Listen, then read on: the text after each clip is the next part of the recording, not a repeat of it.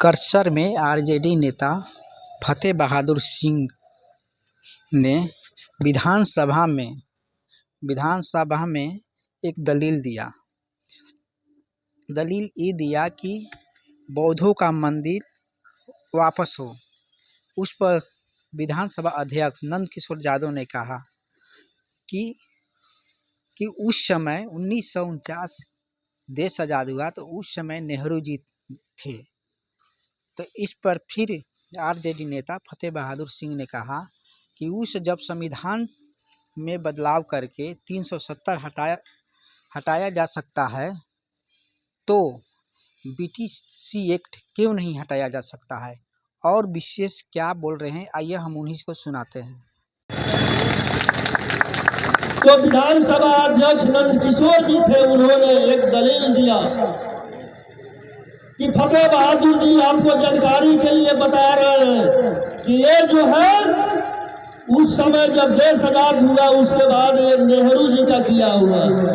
हम बोले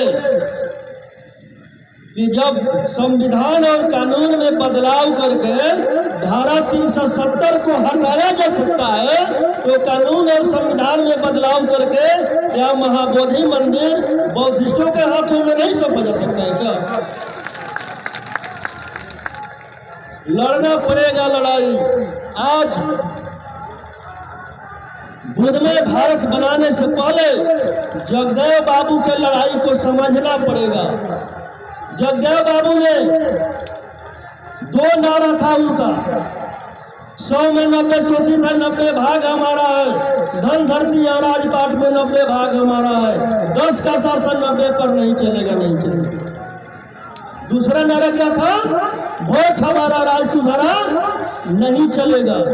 लेकिन आज भी 90% के लोगों पर 10% का शासन चल रहा है। उसका कारण क्या है कि जगदेव बाबू ने हमारे लिए 1-2 संदेश और दिया था कि बाघ कभी बकरी का रखवाला नहीं हो सकता है। ऊंची जाति के लोगों के लिए उन्होंने ये उपाधि दिया था। और एक बात और, बहुजन समाज के लोगों के लिए कहा था कि बाघ और बकरी कभी एक घाट पर पानी नहीं पी सकता, ये प्रकृति का नियम है। और जो बहुजन समाज के लोग बाघ और बकरी को एक घाट पर पानी पिलाने का बात करता है, या तो वो खुद मूर्ख है या समाज को धोखा देने का काम कर रहा है। ऐसे लोगों से सावधान रहना, ऐसे लोगों से सावधान रहना। अभी भी हमारे 90% के लोग जो उनके गोद में बैठे हुए हैं, जो मनुवादी और सामंतवादी हैं, वो लोग तो बोलते हैं कि जगदेव बाबू का सपना तो पूरा हो गया ना। भारत का प्रधानमंत्री भी 90 का है, राष्ट्रपति भी 90 का है, बिहार का मुख्यमंत्री भी 90 का है। तो जगदेव बाबू का सपना पूरा हो गया ना। जगदेव बाबू का सपना 90% के लोगों के लिए 90% का धन धरती राजपाट में हिस्सेदारी का था। जगदेव बाबू के शहादत के 50 साल बीतने के बाद भी देश के 90% संपत्ति पर 10% वालों का कब्जा है। देश के 90% उच्च सरकारी पदों पर 10% वालों का कब्जा है। देश के 90% खेत खलिहानों पर 10% वालों का कब्जा है। जगदेव बाबू का ये लड़ाई था। और बुद्धमय भारत बनाने से पहले जगदेव बाबू के लड़ाई को समझना होगा और 90 और 10 के लड़ाई को आर पार की लड़ाई करना होगा। और ये हमारे शीर्ष नेतृत्व को करना होगा, तब बुद्धमय भारत बनाना संभव है। जब तक हम ये चाहते हैं कि बाघ और बकरी को हम एक घाट पर पानी पिला देंगे, ये संभव नहीं है। बाघ और बकरी को एक घाट पर पानी पिलाना, ऐसे लोग समाज को धोखा देने का काम कर रहे हैं। ऐसे लोगों से सावधान रहना है। आप देखे होंगे 24 के चुनाव में, जो लोकसभा का चुनाव था, हमारे ही बहुजन समाज के लोग आते थे ना। हम भी तो आप ही के समाज में, लेकिन वो क्या, उनके गोद में बैठे हुए हैं।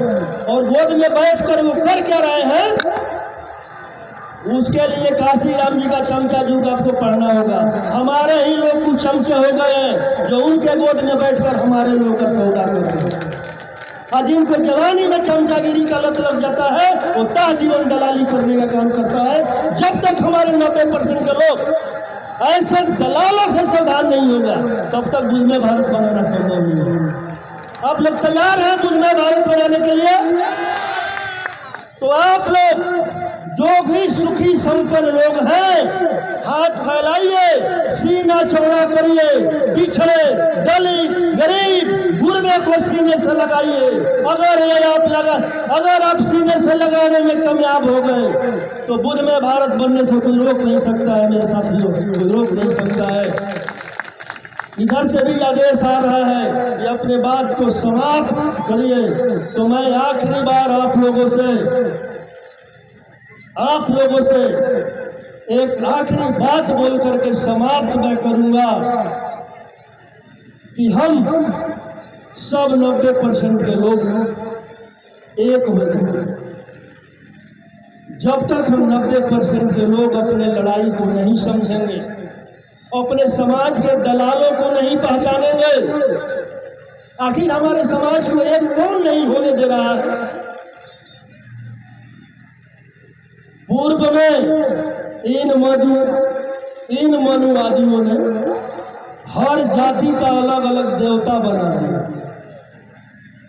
लेकिन सबका पुजारी हम ही रहेंगे। और आज हम 90% के लोगों को बांटने के लिए हर जाति का अलग अलग नेता बना दिया, लेकिन सबका नेतृत्व हम ही करेंगे। और वैसा ही खोजता है जो हमारा गुलामी करे, तो वैसे गुलामों से सावधान रहना है। तो आखिरी बार मैं अपने वाणी को विराम देता हूँ। जय जय जय जय जय भीम।